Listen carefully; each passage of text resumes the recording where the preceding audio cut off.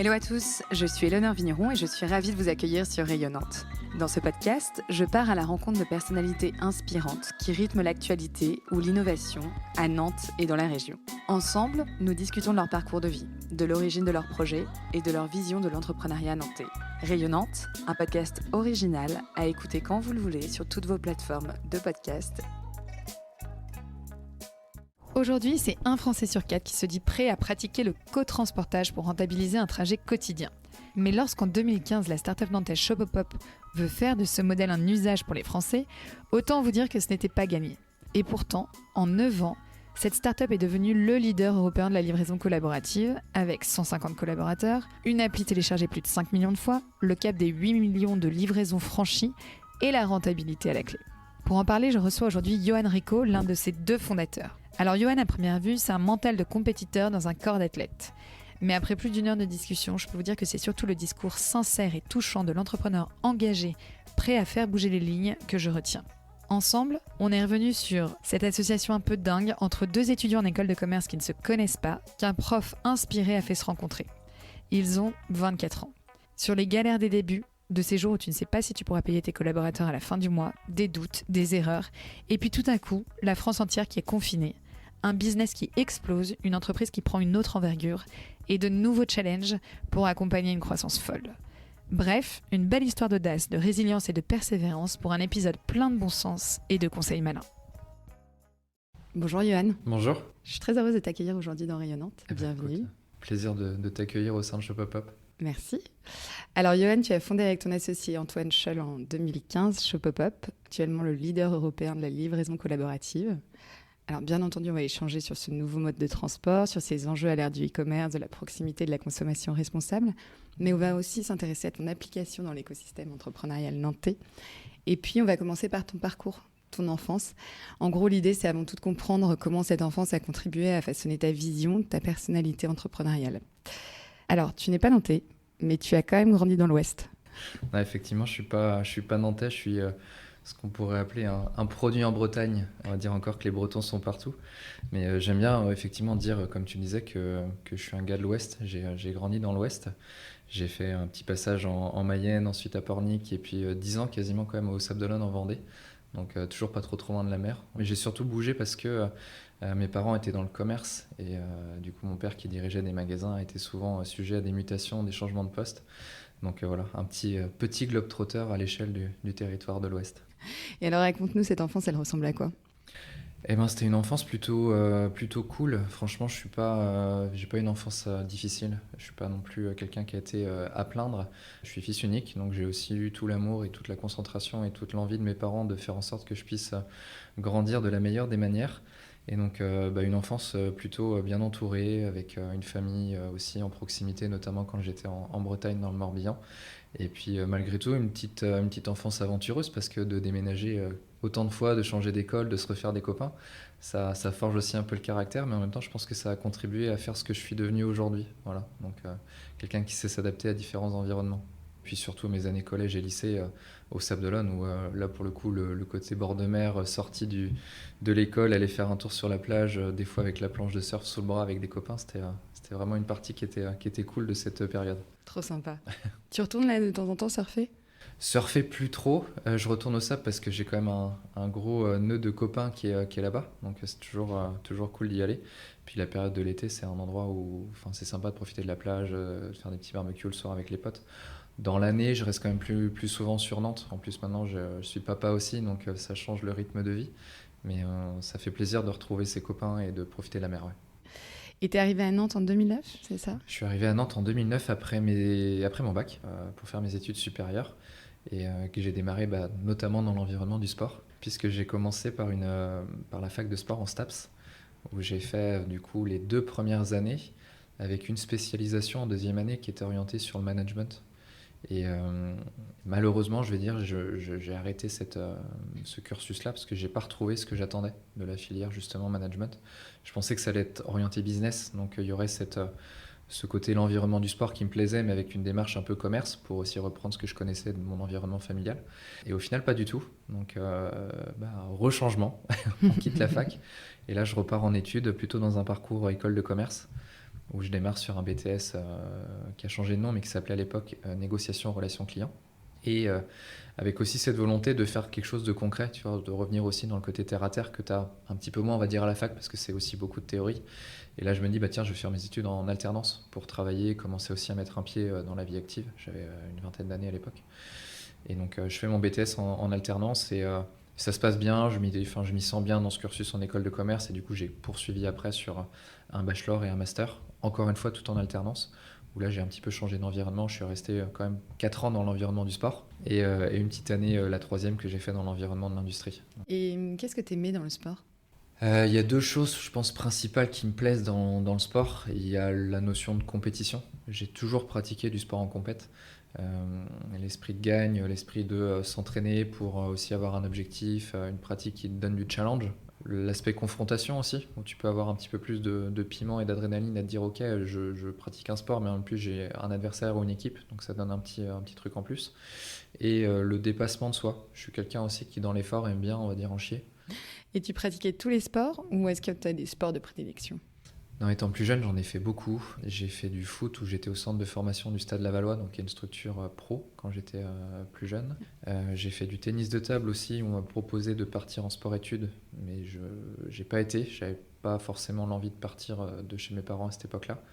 Dans le cadre du parcours scolaire, j'ai touché aussi à pas mal de sports. À partir de la fac, j'ai commencé à faire du volley. Donc là, je jouais à Nantes au club qui est le Neptune, section professionnelle féminine. Et également du golf que j'ai commencé au collège où j'ai fini champion de Vendée en UNSS, donc avec l'école. Et après j'ai continué en dehors de l'UNSS et pareil j'ai refini champion de Vendée jusqu'au championnat de France. Donc voilà. Et toi, ce qui est magique, c'est que quand tu touches à un sport, tout de suite, tu deviens champion, quoi. Sauf la natation. Mais ouais, c'est le petit côté, je pense, voilà, challenge et de se dire ok, je me remets dans une autre discipline, j'essaie d'apprendre vite, d'être compétiteur, de m'engager en compète, de scorer. Et donc ouais, il y a cet esprit de la gagne. Ensuite, tu as enchaîné avec un master à l'IDRAC, Ouais. Ouais, qui est une école de commerce à Nantes. Et c'est là, finalement, à 24 ans, que ton aventure entrepreneuriale commence. Par le plus grand des hasards. Dans tout le parcours que je viens d'expliquer, j'avais aucune volonté ni aucune envie particulière d'aller dans l'entrepreneuriat. Je m'étais jamais dit gamin, je monterais ma boîte et je serais dirigeant d'entreprise. Et ce qui s'est passé, c'est que j'ai un de mes profs qui vient nous présenter un concours de création de start-up qui se tenait en campagne là, à côté de Nantes. Et à l'époque, je me dis, bah tiens, j'ai pas d'enjeu particulier, ça me fait kiffer d'aller juste tester, voir un peu, découvrir. Je voyais passer pas mal de choses sur les réseaux sociaux, sur Facebook notamment, sur les startups, les levées de fonds, les licornes et tout. Et je me dis, ok, j'y vais.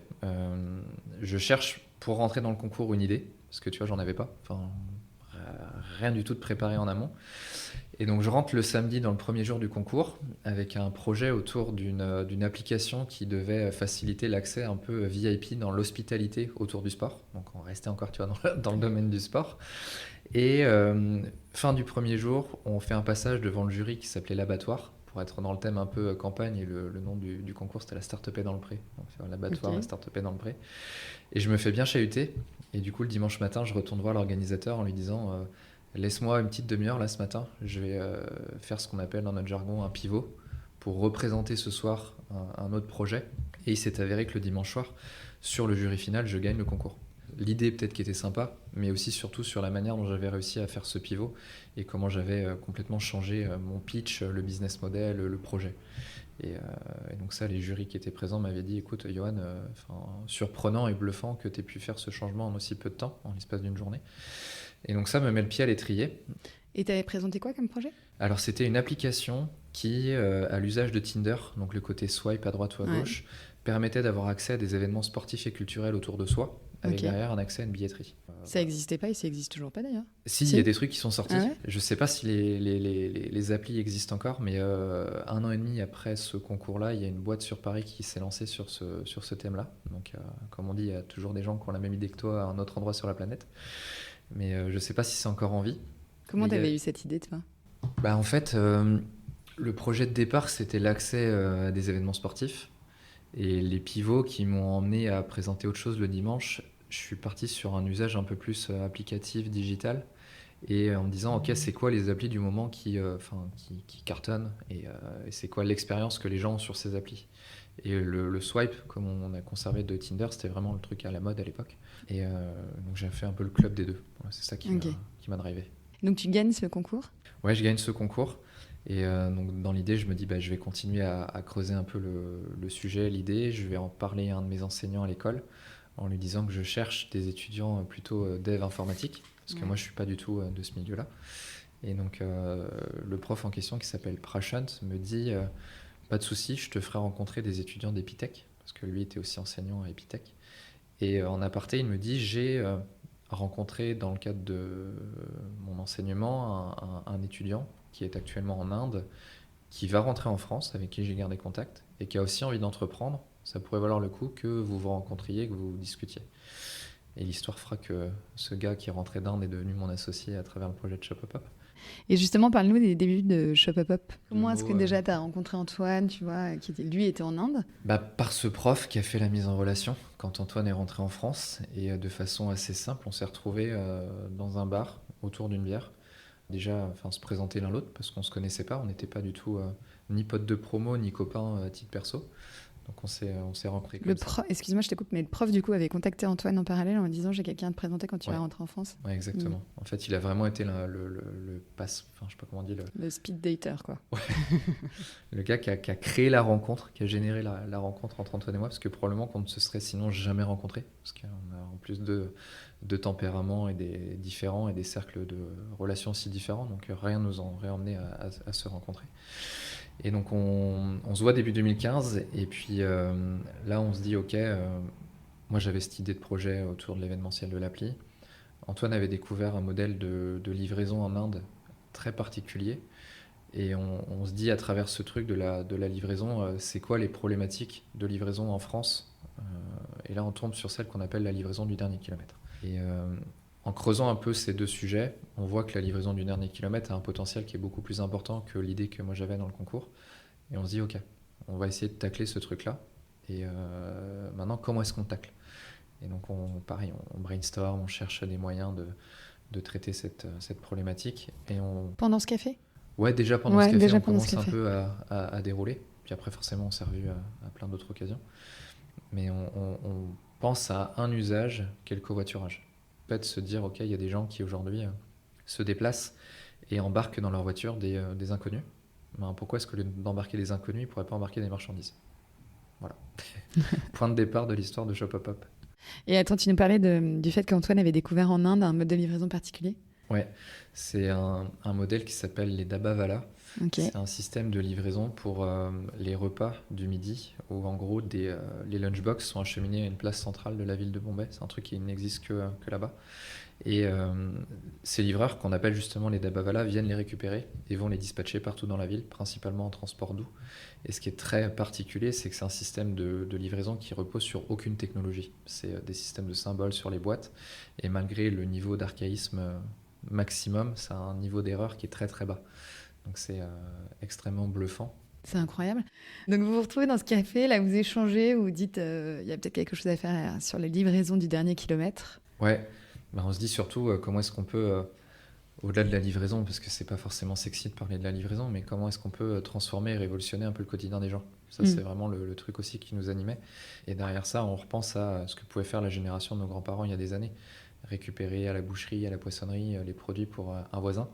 Et donc en fait on se dit on peut remettre ce sens-là, ce bon sens-là, on peut faciliter justement la mise en relation entre des gens qui ne se connaissent pas, parce qu'aujourd'hui on vit dans des villes les uns sur les autres mais sans forcément se connaître, et donc l'application pouvait permettre de faire cet intermédiaire et de faciliter la mise en relation.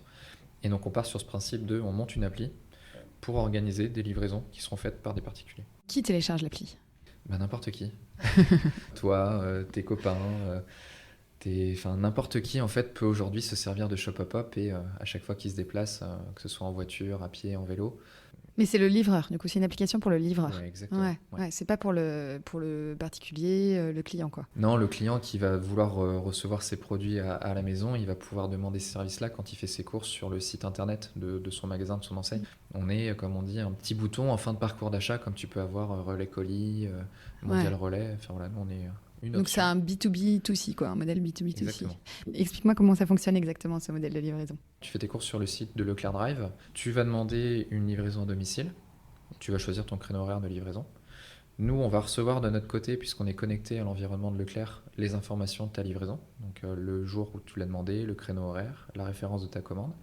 Et avec ces infos-là, on va créer une annonce de livraison qu'on va mettre sur l'application. Et donc là, les gens qui sont connectés à Shopapop vont pouvoir voir ces demandes de livraison et si ça correspond à leur trajet, à leur disponibilité, la réserver. Et en gros, ce qu'il faut essayer de garder en tête, c'est que aujourd'hui, à chaque fois que finalement que tu prends alors ta voiture ou que tu te déplaces en utilisant Shopapop, tu peux gagner 5 euros. Et, co-transporteur, comme on dit. Toutes les livraisons, peu importe la taille de la livraison, peu importe la distance. Ouais, souvent c'est un minimum. Il y a quelques cas de livraison qui vont être en dessous de 5 euros quand on parle de tout petits produits sur des petites distances. Mais en moyenne, c'est entre 5 et 9, on va dire. Donc c'est un petit. Donc tu as quand même un gain à la clé. Ouais, c'est un petit gain, c'est un petit complément. Tout ça est capé malgré tout parce qu'on veut pas rentrer dans une logique professionnelle. On veut pas que les gens qui utilisent l'application Shopapop se disent ok, je deviens un chauffeur-livreur tous les jours, toute l'année. C'est vraiment pas l'ADN et c'est vraiment pas le modèle. Donc on a bloqué ces gains à 3 000 euros sur une année, ce qui est déjà un très très beau montant. Mais la réalité aujourd'hui, quand tu prends les 200 000 personnes qui font une livraison sur une année chez nous, il y a très très peu de personnes, c'est 0,1% de gens qui atteignent ces 3 000 euros. La majorité, c'est 200-300 euros sur une année. Ça va payer finalement un peu de ton carburant tous les mois quand tu te déplaces, ou c'est un petit peu de pouvoir d'achat supplémentaire pour des sorties. On a des super témoignages, des histoires de personnes qui nous disent grâce à vous, j'ai emmené mes enfants au zoo. Enfin voilà, ça fait un petit complément de revenu tout en rendant un service. C'est beurre dans les épinards sans être des épinards. Ok. Mais alors c'est qui ce livreur? Tu as tous les profils ou t'as... C'est très très riche et varié. Quand on fait nos sondages et nos analyses un peu de profil type, on a un petit peu plus de femmes que d'hommes sur l'application. Je ne sais pas s'il y a un biais de se dire que c'est encore les femmes qui font les courses, parce qu'on est très présent dans Parce que je t'ai pas posé la question, mais oui, c'est ça, vous faites que l'alimentaire? Principalement. C'est 90% aujourd'hui de ce qui transite sur l'application, c'est des courses alimentaires. Le reste, c'est quoi? On a pas mal d'enseignes dans la distribution spécialisée. On bosse avec des enseignes comme Decathlon, Bureau Vallée, Electrodépôt. Donc tu vois, c'est très varié, ça va du textile à des produits électroniques. Et puis ensuite, on a quelques réseaux de commerçants de proximité, où là, on va retrouver beaucoup de fleuristes, qui est un marché qui est aussi très éduqué déjà à la livraison à domicile. Des commerces complètement indépendants, des boutiques de centre-ville, voilà, ça c'est très très aussi très diversifié. Et après, au-delà de ce côté genré homme-femme, on a beaucoup d'actifs, c'est la part la plus importante. Donc on voit bien qu'on est dans un usage en fait du déplacement qui est souvent associé à son trajet à domicile-travail. Et ce ne sont pas des gens qui vont effectuer un trajet dédié ou volontaire pour effectuer une livraison. Et en termes de catégorie d'âge, on est plutôt sur du 25-45. Donc on n'est pas sur la population étudiante, qui a souvent été une des remarques qu'on a pu nous faire quand on a monté la boîte. C'est votre truc c'est génial, mais en fait ça va servir qu'aux étudiants. En réalité, non, pas du tout. Et à l'inverse, il y a une toute petite partie de retraités, donc des gens qui aussi font ça quand on les interroge ou quand on recueille leurs témoignages, pour conserver du lien et pour conserver une forme d'activité ou du moins de dynamisme. Donc il y a vachement de témoignages intéressants à récolter de cet usage-là chez cette catégorie de personnes. Et du coup, par exemple, ces chiffres, est-ce que tu les mets en relation avec les chiffres que les enseignes peuvent te donner? Tu vois, est-ce que tu les corrobores? Non, parce que les enseignes ne nous partagent pas beaucoup de données, de chiffres. Malheureusement, c'est un environnement qui est assez confidentiel. Les enseignes et les magasins n'aiment pas trop partager leurs chiffres. Nous, on en collecte un petit peu, mais on n'a pas du tout d'informations sur leurs clients. Tu vois, on ne sait pas si leurs clients sont un homme, une femme, hormis nous voir les prénoms des gens, mais on ne sait pas forcément si c'est d'ailleurs la personne qui a demandé à se faire livrer qui est client sur le magasin. Mais nous, on a juste les infos sur la partie vraiment logistique, en fait. Le montant des courses, on ne connaît même pas la composition. On a quelques informations sur le volume, le poids, mais on ne sait pas s'il y a de la sauce tomate Heinz, Barilla, enfin, on ne sait rien du tout.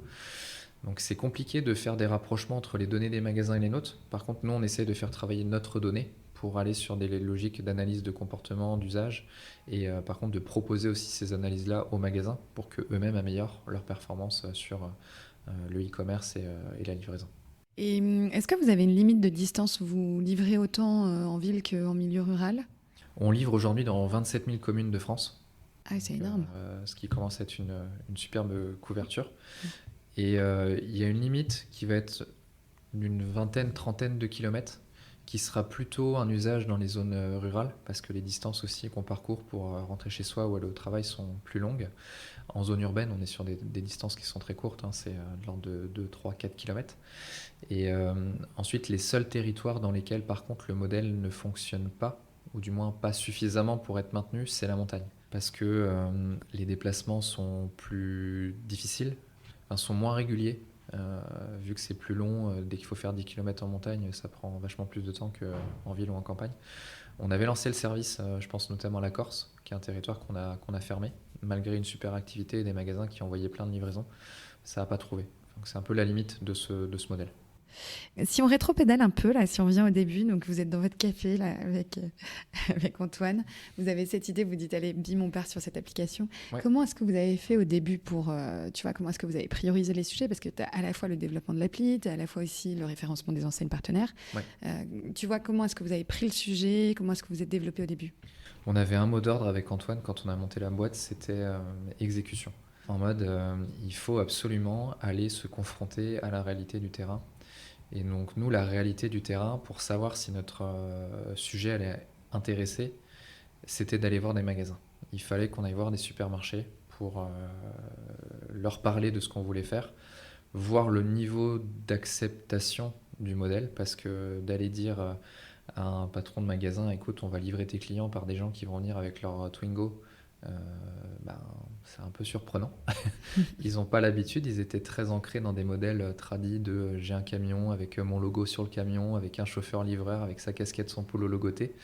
Donc nous, on a débarqué dans cet univers-là en mode, écoutez les gars, on va renverser la table et vous allez faire de la livraison avec un modèle totalement différent. Donc ça, nous, c'était vraiment notre mot d'ordre. Et il y a un meeting dont je me rappelle très bien, qui était le premier meeting qu'on a fait à Massy chez Carrefour, où c'est comme ça que je le raconte aujourd'hui en déconnant, mais on était un peu deux gugus en sweat à capuche qui venaient présenter une idée sur un PowerPoint au siège de Carrefour. Et donc là, les gars nous ont regardé en mode bah, vous êtes gentils, mais vous allez essayer de monter votre truc, et puis si ça marche, on se reparlera. Parce que voilà, ils y croyaient pas du tout. Mais déjà, c'est fou que vous ayez obtenu un rendez-vous comme ça. Ouais, bah après, comment vous les avez approchés? Franchement, à l'époque, j'arriverais pas à te redire comment, mais quand tu es un peu débrouillard, et je pense que ça fait partie des traits aussi de personnalité des entrepreneurs, tu trouves le moyen. Que tu mettes le pied dans la porte, le bras dans la fenêtre, ou que tu rentres par la porte des chiottes, comme on dit, tu trouves le moyen d'avoir un rendez-vous, de rencontrer la bonne personne pour partager ton idée. Et c'est aussi la fausse croyance qu'on a beaucoup quand on démarre une activité, c'est de se dire, ok, il faut que je reste hyper confidentiel, il faut pas que j'en parle, il faut pas tout de suite que non plus j'aille parler de mes idées à mes potentiels clients parce qu'ils vont prendre mon idée, ils vont le faire en interne. La réalité, c'est que pas du tout. Et au contraire, plus t'en parles et plus tu te confrontes aussi à des avis qui sont différents. Vigilance sur les avis de ton entourage, parce qu'il y a un affect qui fait que c'est souvent un peu biaisé. C'est compliqué de prendre un retour très direct en mode écoute, ton idée elle marchera pas pour telle et telle raison quand on parle de ses proches, parce qu'on n'a jamais envie de blesser les personnes. Alors que quand tu vas sur de l'externe, c'est souvent les premiers retours que tu as. Et donc tu te nourris aussi de ces trucs-là pour améliorer et penser différemment ta solution. Donc c'était vraiment une expérience qui était chouette, et on essaye encore de temps en temps de garder ce contact avec des personnes du terrain, des gens dans les magasins. On le vit aussi à travers nos équipes maintenant, parce qu'on est beaucoup plus nombreux qu'à l'époque. Mais c'est comme ça qu'on a démarré, vraiment d'aller voir des magasins, de prendre les feedbacks, de se prendre des portes, et puis de monter aussi dans notre crédibilité, dans notre légitimité à présenter ce sujet, parce qu'au départ c'était compliqué. Comment est-ce que vous êtes répartis les rôles tous les deux ? Au début, on était quand même beaucoup tous les deux avec une casquette commerce, parce que les fondateurs sont les premiers commerciaux de la boîte, donc on passait beaucoup de temps là-dessus. Et après, on a eu une première distinction où moi j'ai conservé plus de commerce, Antoine un petit peu plus l'aspect produit tech, sans qu'il ait non plus les compétences, parce qu'il était issu d'un parcours en école de commerce. Mais on a commencé à se diviser un peu les rôles comme ça. Et puis Antoine a aussi conservé de son côté le périmètre autour de la relation avec les parties prenantes de Shopopop au fur et à mesure de son développement. Je sais qu'on parlera tout à l'heure un peu de notre développement, du financement, ce genre de choses. Et moi, j'ai conservé le commerce, le marketing et la communication. Donc tout ce qui était un peu les opérations pour mettre en mouvement et orchestrer le développement de Shopopop. C'est comme ça qu'on s'est réparti les rôles au démarrage. Et vous avez développé l'appli tout de suite ?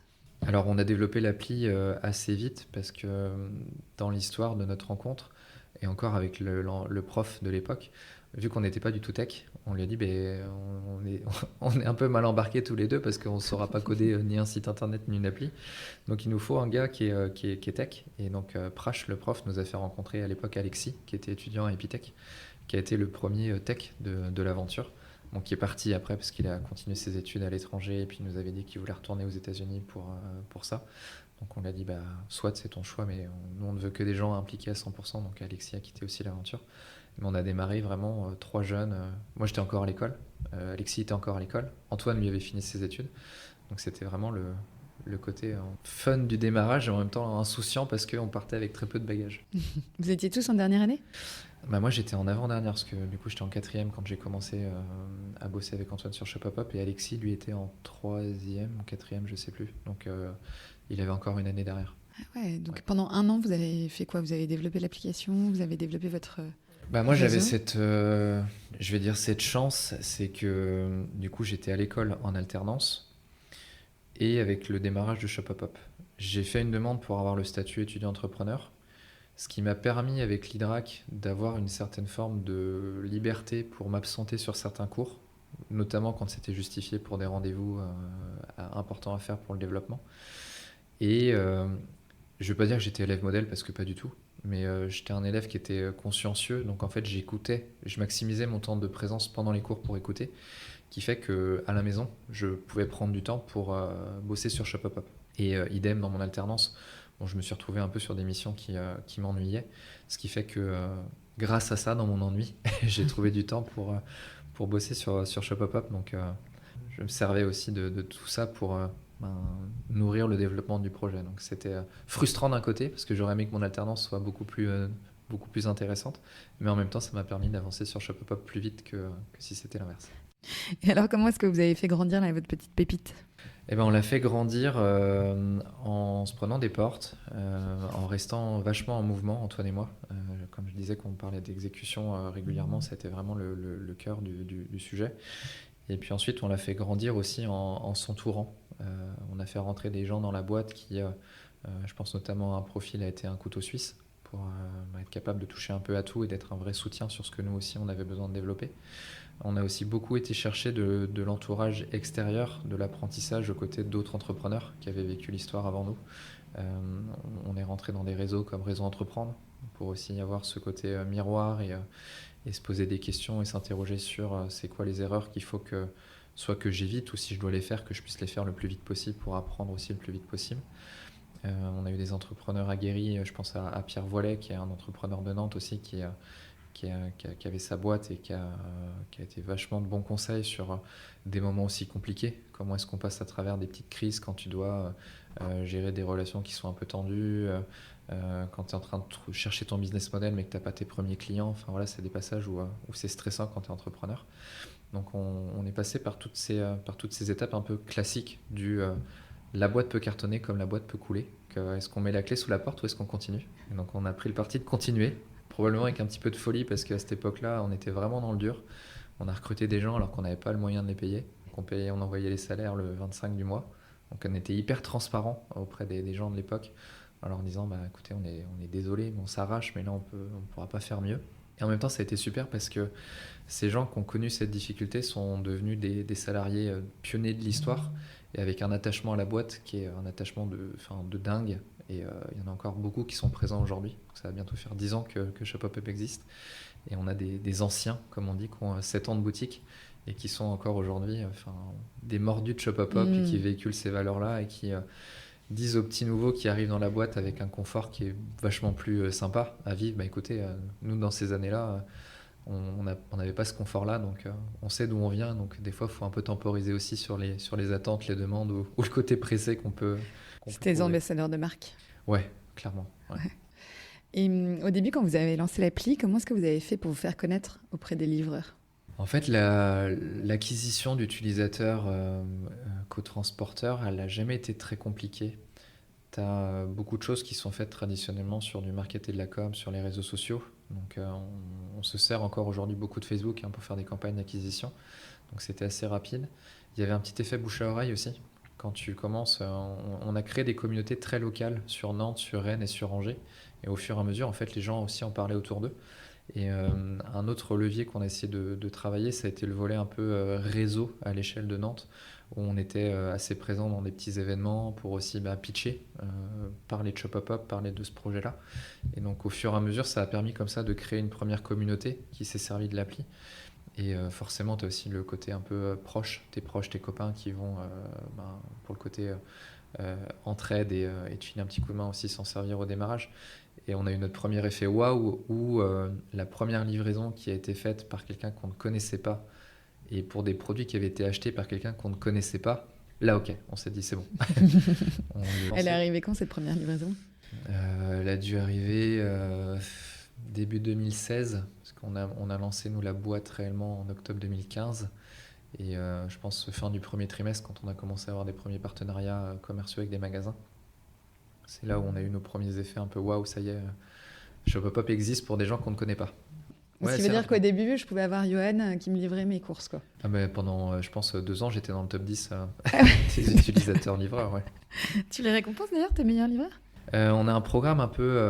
alors, on est en train de développer un programme ambassadeur. Et après, il y a un petit peu de gamification avec des badges qu'on peut aussi acquérir au fur et à mesure de son activité. Mais on n'est pas très bon sur ce sujet-là aujourd'hui. On a encore vachement de choses à développer parce qu'on en discutait avec quelqu'un qui était avec nous dans les bureaux la semaine dernière. Il y a une dimension phénomène de société qui est encore trop peu présent au sein de ce qu'on fait chez Shopopop, mais qui est une réalité. Quand tu prends un peu de temps, ou quand tu interroges ou quand tu rencontres nos utilisateurs, tu vois qu'il y a des vrais usages qui sont devenus quotidiens dans Shopopop.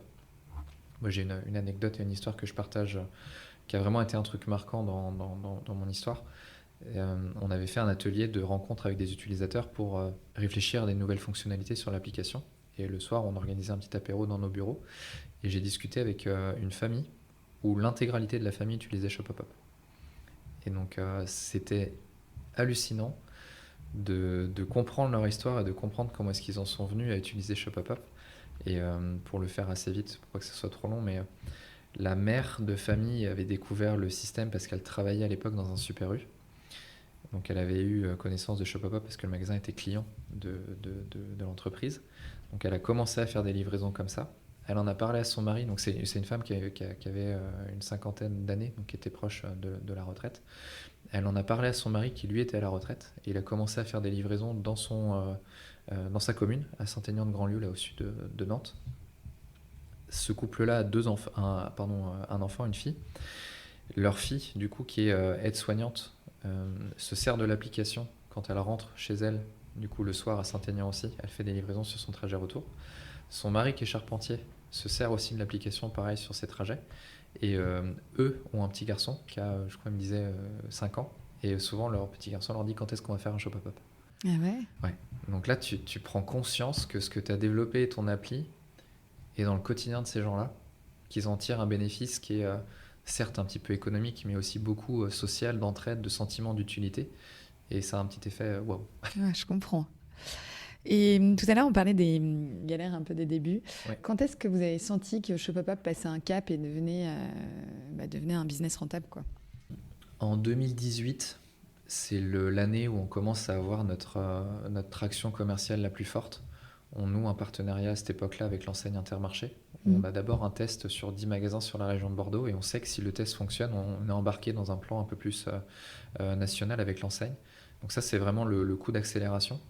Et c'est aussi le moment où nous, on se dit, OK, maintenant qu'on a ce test qui fonctionne avec une enseigne du retail alimentaire, il faut qu'on mette les bouchées doubles et il faut qu'on muscle un peu notre développement commercial. Et donc à partir de cette année-là, on va chercher, prospecter chez tous les indépendants, donc Système U, Intermarché, Leclerc, pour avoir le maximum de magasins qui utilisent le service. Et c'est vraiment cette année-là qui a été le déclencheur. Ça a coïncidé en plus avec nos premières opérations aussi de financement. Donc on a eu un peu plus de ressources et de capacités pour recruter, pour s'outiller, pour monter en gamme et s'améliorer.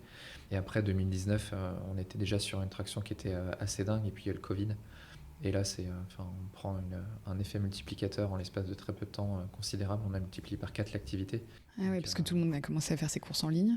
Tout le monde faisait ses courses en ligne, puis personne ne voulait ou ne pouvait aller dans les magasins. Ouais. Tous les magasins qui n'étaient pas du tout équipés de solutions de livraison en cherchaient pour eux maintenir de l'activité et faire du chiffre d'affaires. Donc je me souviens... Vous faites partie des gens qui ont vachement bossé pendant le confinement, quoi. Comme des fous. Non mais comme des fous. C'était hallucinant. Une période qui a été assez stressante sur les 2 premières semaines parce que déjà gérer ta boîte à distance avec tout le monde en télétravail. À cette époque-là, on a une quarantaine, je crois, de collaborateurs, 40-50.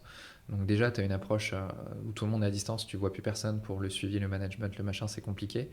Et en plus, on se fait, pardon pour l'expression, mais vraiment défoncer par l'activité, quoi.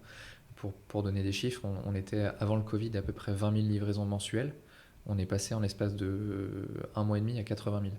Donc on a eu vraiment le x4. Et donc là, tout le monde s'est mis sur le pied de guerre. Et il y a un truc qui a été assez fantastique, c'est que vu qu'on était très sollicité et très demandé aussi sur le métier du support client, tout le monde dans l'entreprise a fait du support client. Donc ça a été extrêmement éreintant, mine de rien, mais ultra intéressant et ultra fédérateur. Ça avait redonné encore une dimension de collectif, d'entraide entre nous. Et on est ressorti du Covid quand on s'est retrouvé dans le bureau et tout, en mode ok, on a appris là en l'espace de 6 mois ce qu'on aurait probablement mis 2 ans à apprendre. Et ça nous a permis de continuer à écrire l'histoire avec un train et une traction folle, quoi. Et comment est-ce que vous avez géré ça avec Antoine? Parce que ça devait être un max de pression, de stress. Je vais dire du mieux qu'on pouvait.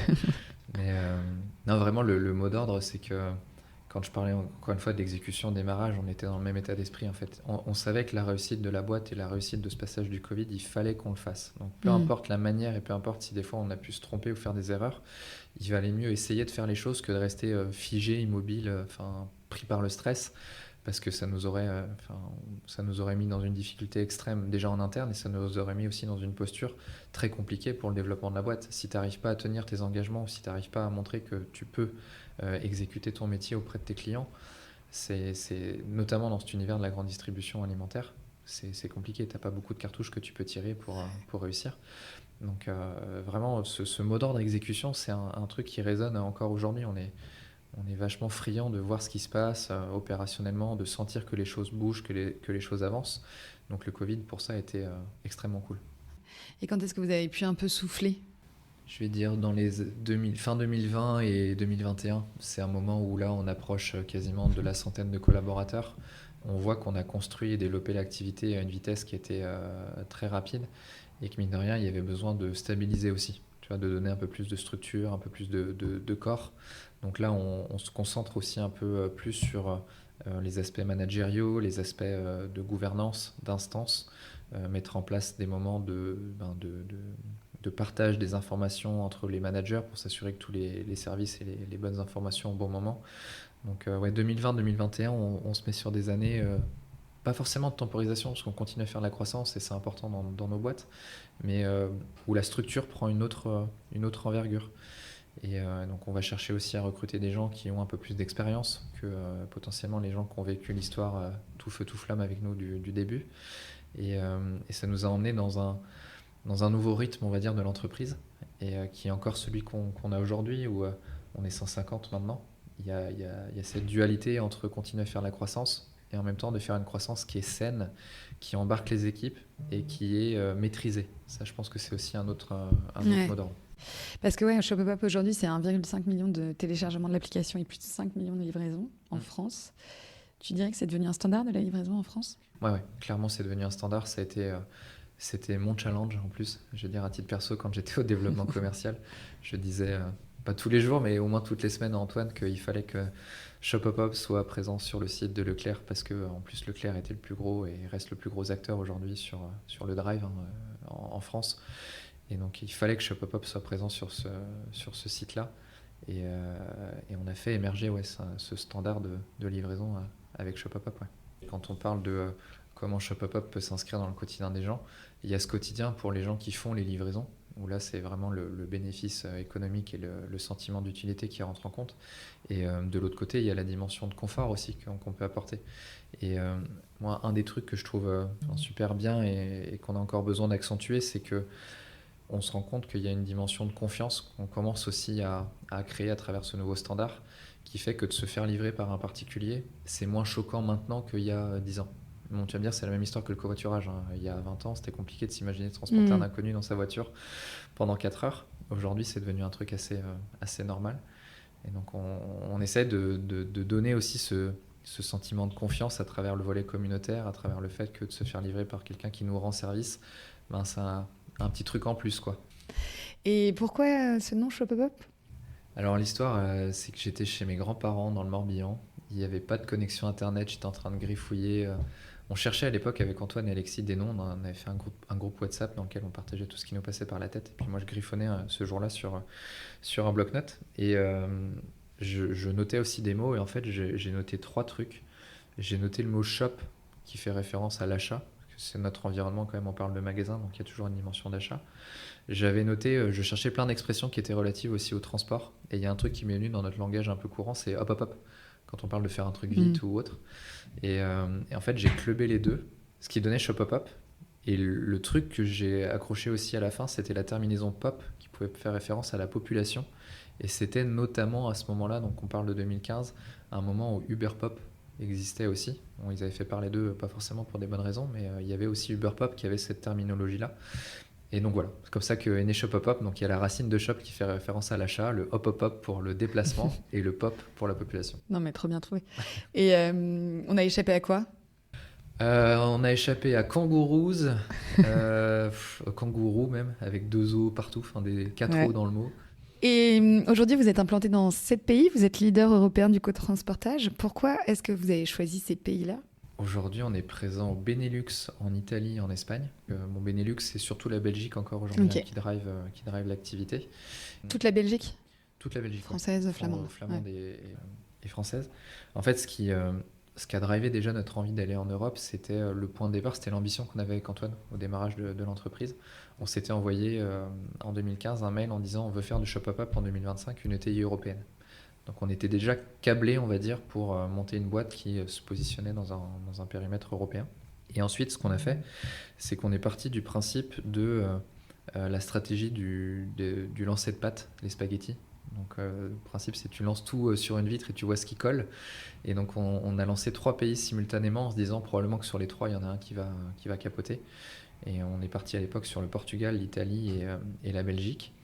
Et ce qui nous a permis, enfin du moins les choses qu'on a regardées pour se lancer sur ces pays-là, il y avait la proportion du e-commerce alimentaire. Donc est-ce que ce sont des pays dans lesquels les gens commencent ou se faisaient déjà un petit peu livrer à domicile ou achetaient les courses alimentaires sur Internet, et également l'usage ou la proportion d'usage de l'économie collaborative.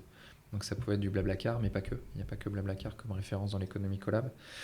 Et avec ces indicateurs-là, on est parti sur ces géographies en se disant que de toute manière, la méthode qu'on a appliquée en France, on allait la reproduire, faire de Shop Hop Hop un truc qui se lance et qui démarre dans l'industrie de la distribution alimentaire pour faire des livraisons à domicile avec des particuliers. Donc on a vraiment cherché à répliquer ce truc-là.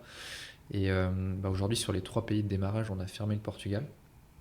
On a fermé aussi un autre depuis qui a été l'Allemagne, et qui sont des pays dans lesquels on a appris à identifier d'autres sujets. Le Portugal, c'était la taille du pays qui fait que même si on avait réussi à capturer beaucoup de parts de marché, ça n'aurait probablement pas été suffisant pour tenir les coûts d'infrastructure. Donc un pays qui n'aurait pas été rentable. Donc on a fermé le Portugal. On a pris trop de temps, tu vois, pour prendre la décision de le fermer. Ouais, parce que ça, vous ne pouviez pas le savoir avant de lancer? C'est compliqué parce que quand tu vas discuter avec les enseignes, tu essayes d'avoir leurs chiffres, mais comme je te disais, c'est une pratique qui est très très peu répandue. Ils communiquent très peu sur leurs chiffres. Donc tu essaies de les récupérer en rencontrant des magasins, en participant à des événements, en achetant aussi des études de marché. Mais tu as toujours une forme d'incertitude. Et il y a un autre truc qui biaise aussi un peu l'histoire, c'est que quand tu es entrepreneur, tu as toujours envie que ça réussisse et tu as envie d'aller le plus loin possible dans la tentative. Et je pense qu'au Portugal, c'était aussi un des apprentissages maintenant qu'on a eu, mais on était convaincus qu'on allait y arriver, on était convaincus qu'on allait réussir à signer plus de magasins, avoir plus de partenariats. Et malheureusement, ça prenait plus de temps que ce qu'on imaginait aussi. Et donc tout ça mis bout à bout, il fallait prendre une décision de s'arrêter. Donc aujourd'hui, avec du recul, on peut se dire qu'on a mis trop de temps à prendre cette décision-là, mais qui n'est pas simple, parce qu'il faut aussi se séparer de l'équipe qui est sur place. Donc c'est des décisions qui sont lourdes d'impact et de sens aussi pour les gens qui sont investis localement. Mais aujourd'hui, on a une méthode qui est un peu différente et on essaie de rentrer dans un pays avec moins de charges, moins de coûts pour avoir cette capacité de tenir plus longtemps, parce que malgré notre expérience, le temps de signer des nouveaux partenariats, eh ben, on n'arrive pas forcément à le réduire parce qu'il faut repartir de zéro. Il faut reconvaincre les distributeurs locaux. Il faut des fois aussi refaire un travail de pédagogie, d'évangélisation, de réassurance parce qu'on est dans un environnement où il y a eu vachement d'encadrement réglementaire ou vachement aussi de cas de jurisprudence. Quand on parle des boîtes comme Deliveroo, Glovo, Uber, dans certains pays, il y a eu de la casse, point de vue juridique. Donc il faut réassurer les enseignes en leur disant, si vous bossez avec nous, vous n'aurez pas les mêmes risques que si vous bossez avec ces plateformes-là, parce que nous, on n'est pas un acteur de l'économie ubérisée, il n'y a pas de requalification, on n'est pas sur une logique professionnelle. Et ça prend du temps. Et pour t'implanter dans chaque pays, tu as noué des partenariats avec des enseignes sur place, comment est-ce que vous avez fait? Ouais, chaque fois, on essaie déjà de se servir des clients qui sont en France aussi implantés à l'étranger. Ça peut être le cas de Carrefour, de Auchan, de Leclerc aussi dans certains pays. Et ensuite, on va aussi prospecter les enseignes locales. Tu vois, si on reste sur l'Espagne, Mercadona, qui est l'enseigne qui parle à même beaucoup de Français quand on part en vacances, on voit souvent les magasins Mercadona. Donc on essaie d'avoir ces deux approches, enseigne locale et enseigne française implantée à l'étranger.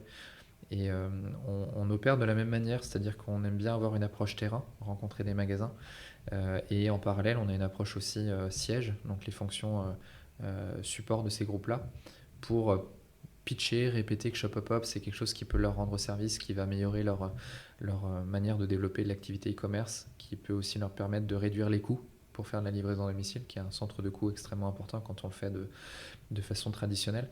Et c'est un peu la stratégie ciseaux. Tu t'es fait de pression par le terrain, plus tu as de magasins, plus aussi ça peut remonter un pouvoir auprès du siège. Et puis une acculturation au siège et d'essayer de tenir ce discours de vision et d'amélioration de la performance de l'enseigne quand on va voir des CEO de ces groupes-là. C'est pas des gens qui sont faciles à toucher, mais quand on les a, on essaie vraiment de leur faire comprendre qu'avec nous, ils peuvent améliorer la perf de ce qu'ils ont dans les mains. C'est quoi vos enjeux, là, vos axes de développement? En France, on est dans une logique de diversification. Comme on le disait, 90% reste encore de la livraison alimentaire. Donc on essaie de nouer des nouveaux partenariats pour sortir de cet environnement-là. C'est un marché qui est colossal. Enfin, quand on pense à tout ce qu'on achète aujourd'hui en ligne en non alimentaire, c'est des flux qui se comptent en dizaines de millions. Donc il y a vachement de potentiel pour nous de continuer à grandir. On est assez convaincus que ça peut nous emmener sur une boîte qui fera en France plus de 100 millions d'euros de chiffre d'affaires. Ah ouais. Donc, vous avez des concurrents?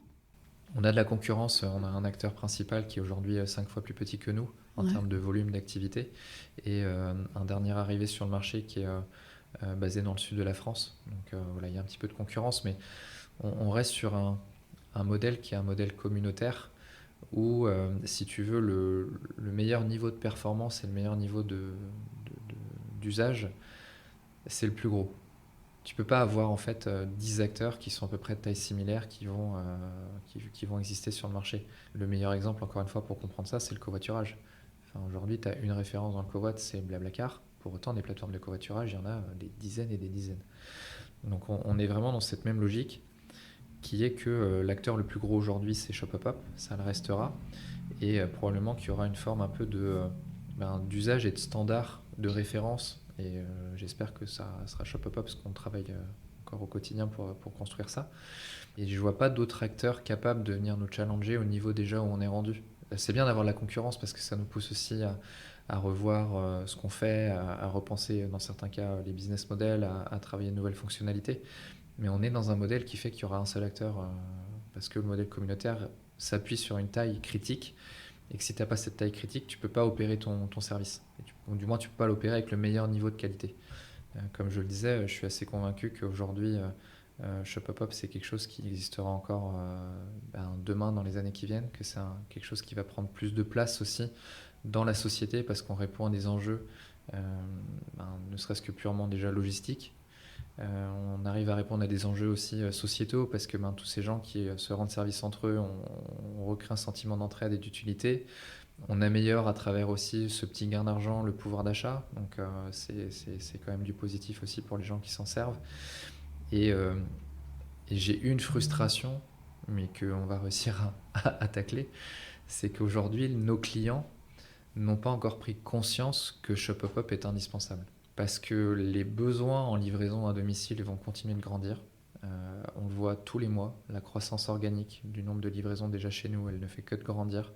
La consommation en ligne, elle ne fait que de grandir. Le soutien de la consommation en ligne passe par la livraison à domicile. Donc c'est évident qu'il y aura besoin de solutions de transport demain. Et les modèles classiques ne pourront pas tenir la charge. Donc il faudra des modèles complémentaires. Et donc Shopopop, c'est un modèle d'avenir, quoi. Et justement, depuis vos débuts, vous financez votre développement via des levées de fonds. Et dans un contexte où elles deviennent de plus en plus complexes et que financer la croissance de son entreprise devient plus difficile, est-ce que ça a eu un impact sur votre stratégie? Et est-ce que ça veut dire que vous allez désormais chercher de la rentabilité et non plus de la croissance? Antoine et moi, depuis qu'on a créé la boîte, on a toujours eu une culture un peu bon père de famille dans la gestion de la boîte. On nous a d'ailleurs qualifié à une époque aussi de paysans de la tech. Donc avec tout le positif qu'il faut en tirer, même si là je pense que ça avait un petit côté jugeant un peu négatif, mais bref. Mais oui, on a eu cette logique d'accompagnement de la croissance par de la levée de fonds parce qu'il y a ce besoin de vitesse, il y a ce besoin aussi d'acquisition, de magasins, de communauté, donc d'investissement commercial, d'investissement marketing, qui fait qu'on a levé aujourd'hui un petit peu plus de 26 millions, on va dire, au total. Donc, ce qui est une belle somme, mais qui reste malgré tout dimensionné de façon raisonnable par rapport à ce qu'on peut voir passer dans d'autres environnements de la tech. Et vu qu'on avait cette vision un peu de gestion d'une boîte en bon père de famille, on a toujours dit qu'il fallait que Shopopop soit une entité qui soit pérenne dans le temps et sur laquelle le développement ne pouvait pas s'appuyer uniquement sur notre capacité, Antoine et moi, à lever des fonds. Parce qu'on peut très bien ne pas y arriver, ne pas réussir. Et donc il fallait que la boîte soit solide. Et aujourd'hui, on est sur une boîte qui est solide parce qu'on est sur une boîte qui est rentable. Et donc ça, c'est extrêmement important et c'est extrêmement satisfaisant de se dire qu'on a réussi à faire émerger un standard dans un environnement où on partait avec un challenge économique considérable parce que c'est compliqué de faire de la livraison à domicile. Et on en a fait une boîte avec 150 personnes dans ce pays qui est rentable. Donc le job is done, on va dire. Bravo. Et tu le disais, vous avez plus de 150 collaborateurs aujourd'hui. Ouais. Donc quand on se développe aussi rapidement, il y a aussi un enjeu humain qui est fort. Et du coup, je m'interrogeais sur votre stratégie de recrutement. Comment est-ce que vous faites pour recruter vite, recruter en masse, si je peux dire ça? Comment est-ce que vous faites pour aller chercher vos talents et les onboarder aussi? On s'est entouré de personnes qui aujourd'hui forment cette équipe RH. Donc on a une équipe RH qui est organisée pour aller sur ces sujets de chasse, de recrutement. On a une recruteuse en interne qui fait ce travail-là. On a vachement travaillé les process aussi d'onboarding. Donc on a toute une méthodologie qui nous permet de savoir comment est-ce qu'on présente l'entreprise aux nouveaux arrivés. Chaque nouvelle personne a aussi une présentation des managers métiers. Donc ils ont une vraie découverte assez pointue de chacun des métiers de l'entreprise. Antoine et moi, on voit aussi toutes les nouvelles personnes qui arrivent dans la boîte de façon clubée, mais on a un petit moment d'échange et de présentation aussi du parcours, de l'histoire, de la vision. Donc tout ça permet d'onboarder les gens. Et ensuite, on essaie de développer l'entreprise avec comme on dit, un socle social, un environnement de travail qui est agréable pour faire de la rétention de ses talents. Et je pense on s'est donné les moyens sur Nantes d'avoir une marque employeur et une image de marque qui est positive, ce qui fait qu'on n'a pas trop de difficultés à recruter. Il y a quelques cas malgré tout dans des métiers spécifiques où il y a de la tension, donc c'est plus difficile, mais on n'a pas trop de difficultés et on a très peu de difficultés à retenir. On a un taux de turnover qui est à 3%, je crois, donc ce qui est très très bas. Et quand je disais qu'on a aussi encore des vieux de la vieille dans l'entreprise, c'est qu'il y a la culture qui perdure, il y a un attachement aussi à l'entreprise et on essaie de continuer à faire véhiculer ces choses-là, que ce soit à travers Antoine et moi, les discours qu'on peut tenir, les moments de présentation de la boîte, le partage de notre vision. Et on essaye aussi de faire véhiculer ces valeurs-là à nos managers pour qu'eux-mêmes les véhiculent à leurs équipes. Donc on essaie d'avoir des petits moments informels, d'organiser des séminaires aussi forcément avec nos managers où on recrée ce lien, on donne aussi plus de proximité parce que à 150 aujourd'hui on peut plus être autant en contact avec tout le monde qu'on l'était à l'époque où on était une vingtaine, donc c'est un petit côté des fois frustrant. Il faut trouver les leviers pour continuer à faire perdurer ce lien là dans la boîte, mais on essaye, on se donne beaucoup d'énergie avec Antoine pour créer un environnement de travail agréable pour les gens. Bon, toi qui es dans nos locaux, tu le vois à travers l'aspect matériel et voilà. Et comment est-ce que vous êtes donné les moyens, tu disais, ici? Ici, à l'époque où on a cherché des nouveaux locaux, on a pris du temps pour ça. À Nantes, le niveau disponibilité des bâtiments quand tu cherches des superficies qui sont grandes, parce qu'ici on a 2000 m², donc c'est quand même conséquent, il n'y en a pas beaucoup à Nantes. Et donc ça se traduit par l'engagement qu'on pouvait mettre dans cette recherche.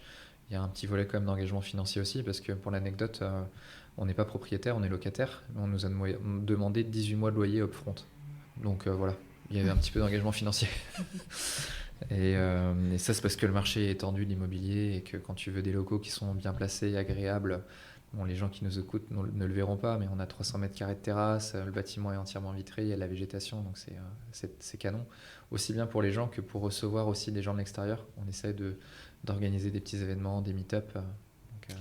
On en fait un lieu de vie en fait pour nos employés et un lieu de vie aussi pour l'écosystème, quoi. Et justement, j'allais te demander comment est-ce que vous engagez dans la communauté locale, comment est-ce que vous faites en sorte d'exister? À l'origine, comme je te le disais, on est rentré assez tôt dans des réseaux, donc Réseau Entreprendre. Moi, je suis également membre du CJD, qui est le Centre des jeunes dirigeants. On est aussi présent dans l'écosystème plus tech, donc on participe vachement aux petits événements qui sont organisés avec la cantine, avec le Palace, ici lundi. On essaie d'être sponsor aussi sur certains festivals de la tech, événements qui sont organisés à Nantes ou à l'extérieur. Et il y a cette chose dont on a bénéficié avec Antoine quand on a démarré l'entreprise, qui était l'accessibilité des autres entrepreneurs de l'époque, qui étaient plus expérimentés, plus âgés que nous. Et donc on essaye aussi d'être accessible pour les nouvelles générations d'entrepreneurs, partager notre expérience. Et pour l'anecdote, quand on parle du foot à Nantes, on parle du jeu à la nantaise. Et dans l'entrepreneuriat, franchement, et dans la tech, c'est un truc qui se ressent. Et à titre perso, toi, qu'est-ce que tu apprécies dans cette ville? Je trouve que Nantes, c'est une ville dans laquelle, déjà, tu as une taille de ville qui fait que t'es pas dans le jus constamment, t'es pas dans un stress constamment. Je vais souvent sur Paris, et mine de rien, sur Paris, tu as quand même rien que la notion de la taille de la ville par les déplacements que tu dois faire, prendre le métro, un taxi, un machin, c'est plus fatigant. Ensuite, tu es dans un environnement, je trouve, à Nantes, où, bon là c'est très personnel, mais j'ai mes proches aussi qui y sont. Surtout mes copains, parce que la famille n'est pas sur Nantes, mais j'ai mes copains qui sont là, donc ça crée aussi un environnement où tu sais que tu vas pouvoir te voir régulièrement, sortir ensemble. Et je trouve que l'autre point positif et l'autre point fort de Nantes, c'est que tu n'es pas loin de la mer. Enfin, tu vois, moi j'ai grandi aussi au bord de la mer et j'ai cet attachement-là. Et tu fais 1 heure de route, 1 heure et demie, et ça y est, t'es soit du côté de Pornichet, La Baule-Guérande, ou un petit peu plus loin sur la côte vendéenne, ou encore Pornic. Donc c'est un petit truc sympa, et ça m'est arrivé par le passé, je le fais un petit peu moins maintenant, mais même des fois des soirs, je partais de Nantes juste pour aller manger en fait sur la plage, et je rentrais après dormir à la maison, et en 45 minutes t'y es, quoi. Ouais. Ça c'est cool. C'est trop bien. Et tu as des adresses que tu aimerais bien nous partager? Ouais, moi j'ai un resto que j'adore, parce qu'en plus je trouve que c'est un des restos qui est pas forcément le plus connu, c'est Art & Bloom. Je connais pas, moi. Voilà, je te conseille d'y aller, parce que tu as un rapport en plus qualité-prix qui est assez dingue. C'est où? C'est du côté, j'ai pas le nom de la rue en tête, mais quand tu passes la mairie de Nantes, là sur la rue de Strasbourg, tu as une petite rue à gauche où il y a un petit peu de bar et de resto. Ouais, ok. Donc c'est dans cette rue-là, juste à côté de la boulangerie, avec le bâtiment qui est complètement penché, Ouais, là. je vois. Voilà, après d'autres lieux, c'est une épicerie en plus qui est tenue par une copine qui est la Tour de Pise. Ok. Donc si t'aimes bien la gastronomie italienne, tu auras des choses sympas à découvrir là-bas. Et puis après, moi je suis petit plaisir aussi sucré, Vincent Garlet. Voilà, forcément. Je suis trop contente, on me l'a jamais cité. C'est quand même une institution ici. Pour terminer, je vais te poser des petites questions plus sur ta casquette entrepreneuriale. J'ai vu que tu avais fait partie du classement européen de Forbes des 30 Under 30 en 2020. Quel conseil d'ailleurs tu donnes à ceux qui te contactent parce qu'ils envisagent de lancer leur propre boîte? 2 choses. La première, et j'en parlais tout à l'heure, c'est de ne pas se bloquer, et en gros de vraiment en parler à l'extérieur, de questionner un maximum les gens et de recueillir le maximum de feedback le plus vite possible, parce que ça te permet soit de conforter un peu déjà la conviction que tu peux avoir, ou de challenger des pans de cette conviction-là, et ça me paraît hyper important. Au même titre que quand tu le fais, souvent tu vas aller aussi chercher du conseil et t'entourer de personnes qui sont plus expérimentées ou plus âgées. Ça, je pense que c'est vraiment quelque chose à pas sous-estimer, parce que tu apprends vachement plus vite en écoutant les témoignages et l'histoire des autres. Et le deuxième truc, c'est d'exécuter. Enfin, tu vois, je reviens sur ce truc-là parce que pour moi, c'est clé. En fait, tu peux avoir plein d'idées, tu peux penser la chose la plus belle du monde. Si tu ne la fais pas, elle ne vaut rien. Donc, À partir du moment où tu es convaincu que tu as quelque chose dans les mains qui peut être bénéfique ou qui va résoudre un problème, une douleur ou qui améliore la société, peu importe de quoi on parle, mets-la en mouvement, mets-la en musique, va la tester, confronte-toi à ton marché, confronte-toi au terrain. Et c'est ça la clé du succès en fait. Enfin, si tu as le meilleur produit du monde mais que personne s'y intéresse, c'est que ça ne marchera pas. Et par contre, l'inverse est tout à fait vrai, c'est que si tu as le produit qui est le moins beau du monde, mais que tout le monde veut, ça va marcher. Est-ce qu'il y a des modèles ou des figures qui t'inspirent dans ton quotidien de chef d'entreprise ? Très honnêtement, non. En plus, tu m'avais envoyé la liste de questions avant le podcast, donc sur celle-là, je m'étais un peu posé pour y réfléchir. Et en vérité, non. Ah ouais, c'est dingue ça. Ouais. En fait, je suis pas du tout quelqu'un qui va chercher à avoir un modèle ou qui va chercher à copier ce que je peux entendre ou apprendre des autres. Enfin, pas apprendre des autres, au contraire, je vais revenir sur ce truc-là. Mais j'ai pas, tu vois, un nom. Souvent, il y a des trucs, enfin des noms, on parle d'Elon Musk, des Jeff Bezos ou des machins. Personnellement, pas du tout. Je suis capable d'être inspiré par le discours d'à peu près n'importe qui, dès lors que je vais avoir une dimension d'apprentissage et un apport en connaissance sur quelque chose que je n'ai pas ou que je ne sais pas. Ce qui fait qu'en fait, tu vois, tu peux m'apprendre un truc dans une conversation et je peux me sentir inspiré par ce truc-là parce que je vais avoir le sentiment de gagner, d'apprendre et de devenir meilleur dans ce que je serai à titre professionnel ou perso. Et donc du coup, j'ai pas de référence. Voilà. Ok, c'est pas intéressant. De référence entrepreneuriat. Bah, tu le défends bien en tout cas. C'est quoi tes rêves, là, tes aspirations pour la suite de ton parcours ? Bah déjà de faire de Shopopop une réussite encore plus belle et grande que ce qu'elle n'est.